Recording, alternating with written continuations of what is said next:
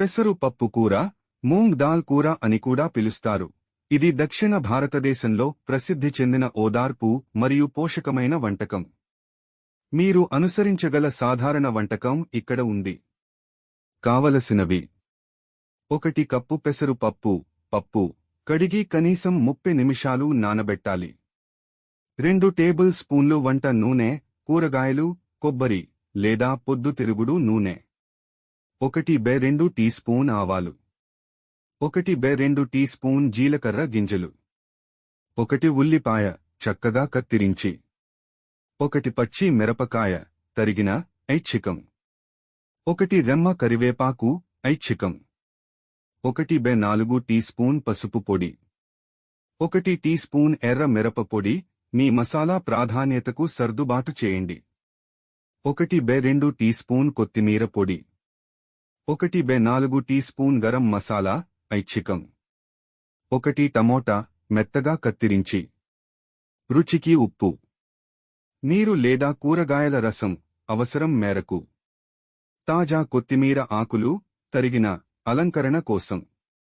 విధానం: మీడియం వేడి మీద పాన్ లేదా కుండలో నూనె వేడి చేయండి. ఆవాలు మరియు జీలకర్ర వేయాలి. అవి చల్లడం ప్రారంభించిన తర్వాత కరివేపాకు మరియు పచ్చిమిర్చి ఉపయోగిస్తే జోడించండి. సువాసన వచ్చేవరకు కొన్ని సెకన్ల పాటు వేయించాలి. తరిగిన ఉల్లిపాయను వేసి పారదర్శకంగా మరియు కొద్దిగా బంగారు గోధుమ రంగు వచ్చేవరకు వేయించాలి. పసుపు పొడి, ఎర్ర మిరప పొడి, ధనియాల పొడి మరియు గరం మసాలా ఉపయోగిస్తే జోడించండి. కదిలించు మరియు 1 నిమిషం ఉడికించాలి. సుగంధ ద్రవ్యాలు వాటి వాసనను విడుదల చేయడానికి అనుమతిస్తాయి. తరిగిన టమోటా మరియు ఉప్పు జోడించండి. కొద్దిగా వేడిని పెంచండి మరియు టొమాటో మృదువుగా మరియు దాని రసాలను విడుదల చేసే వరకు అప్పుడప్పుడు కదిలించు.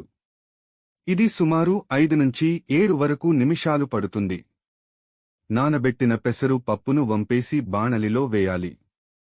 పప్పును 1 అంగుళం వరకు కవర్ చేయడానికి తగినంత నీరు లేదా కూరగాయల రసం జోడించండి.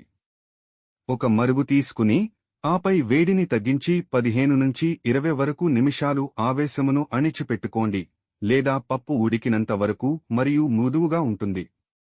మసాలా దినుసులను రుచి మరియు అవసరమైన విధంగా సర్దుబాటు చేయండి.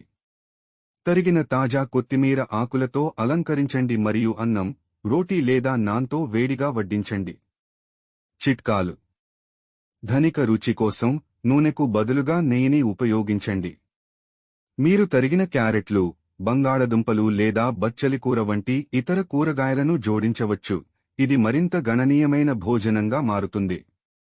మీకు తాజా కొత్తిమీర ఆకులు లేకపోతే బదులుగా మీరు చిటికెడు కొత్తిమీర పొడిని ఉపయోగించవచ్చు. కొబ్బరి పాలు కూర చేయడానికి నీరు జోడించిన తర్వాత 1/2 కప్పు కొబ్బరి పాలు వేసి మరికొన్ని నిమిషాలు ఆవేశమును అణిచిపెట్టుకోండి. క్రీమియర్ ఆకృతి కోసం మీరు వడ్డించే ముందు వండిన పప్పులో కొంత భాగాన్ని ఫోర్క్తో మాష్ చేయవచ్చు. మీ రుచికరమైన ఇంట్లో తయారుచేసిన పెసరు పప్పు కూరను ఆస్వాదించండి.